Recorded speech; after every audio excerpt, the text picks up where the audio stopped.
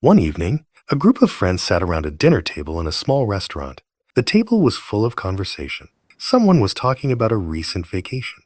Someone else was showing photos from a wedding. Phones moved from hand to hand as people scrolled through Instagram feeds and TikTok videos. At some point, one person noticed something curious. "Oh, wait," she said, looking across the table. "You never post anything, do you?" Everyone turned toward him. He smiled slightly.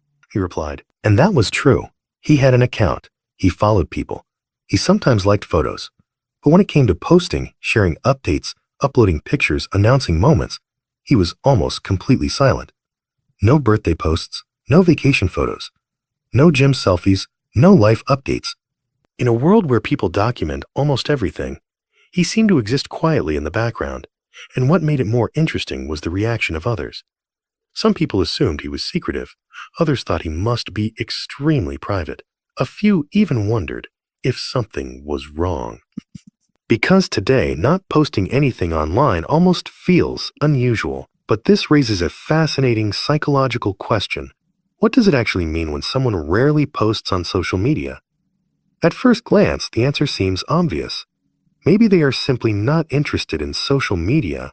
Maybe they are too busy. Maybe they prefer privacy.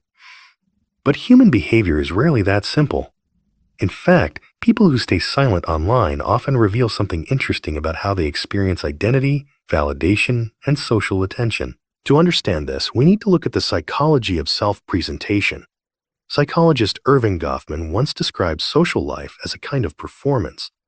According to his theory of impression management, human beings constantly shape how others see them. In everyday interactions, we present carefully curated versions of ourselves, highlighting certain traits, hiding others, adjusting our behavior depending on the audience. Social media amplifies this phenomenon dramatically.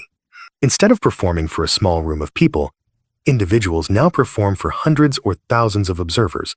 Every post becomes a tiny stage. A photograph communicates lifestyle. A caption signals personality.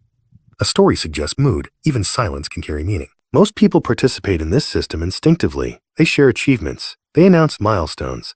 They subtly signal status, relationships, and success. And this isn't necessarily vanity. Psychologists have long understood that humans possess a deep need for social validation. Approval from others reinforces our sense of identity. Likes, comments, and reactions operate like small bursts of social reassurance. They tell us something simple but powerful. But here's where the contrast becomes interesting. Some people simply step away from this dynamic. They observe without broadcasting. They consume content without contributing to the public performance. And when you look deeper, this behavior often reflects a different relationship with attention itself. Research on social media usage suggests that individuals vary greatly in their need for external validation. Some people feel energized by sharing moments and receiving feedback. Others find the process strangely exhausting. A study published in the journal Personality and Individual Differences found that people who are less motivated by social approval tend to share less personal content online. Their self-concept is often more internally anchored rather than socially reinforced. In other words, their sense of identity does not rely as heavily on being seen. This doesn't mean they lack confidence, but it often means they experience life differently. For them, a moment doesn't become more meaningful when it is posted. A sunset does not become more beautiful when strangers react to it. A dinner with friends does not require documentation to feel real. They simply experience the moment and move on. But there is another psychological layer. The use on social media can also reflect a deeper awareness of the strange nature of digital identity. Most online profiles are not neutral representations of life.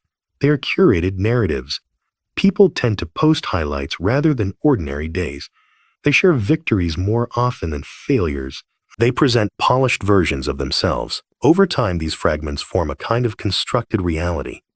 And some individuals feel uncomfortable participating in that construction, not because they judge others for doing it, but because they instinctively sense the gap between the lived experience of life. For most of human history, experiences were temporary. A conversation ended and disappeared. A moment happened and then dissolved into memory. But digital platforms have changed that. Now, moments are archived. They become visible records. Small pieces of identity permanently displayed to an audience. Posting something is no longer just sharing. It is also preserving. And for some people, that permanence feels strangely uncomfortable. Not every thought needs to become part of a permanent, public timeline. Not every memory needs witnesses. So they choose something unusual in the modern age. They choose absence. But this behavior can have unexpected social consequences. When someone rarely posts online, people sometimes struggle to interpret them. Friends might assume they are distant, unfriendable or distant. Acquaintances may feel they are hard to understand. In professional environments, a silent online presence can even be misinterpreted as disengagement. This happens because social media has quietly become a form of social signaling. Posting regularly signals activity, openness, and connection. Silence signals ambiguity, and human beings are uncomfortable with ambiguity. So we fill the gap with assumptions. He must be very private. She probably doesn't like attention. And maybe they're just not very social. But the reality is often more nuanced. Some of the most socially engaged people offline are nearly invisible online. They invest their energy in conversations rather than posts, in experiences rather than documentation, in relationships that exist outside the algorithm, and perhaps that reveals something subtle about human nature. Attention is a powerful psychological currency. The modern internet offers it in enormous quantities.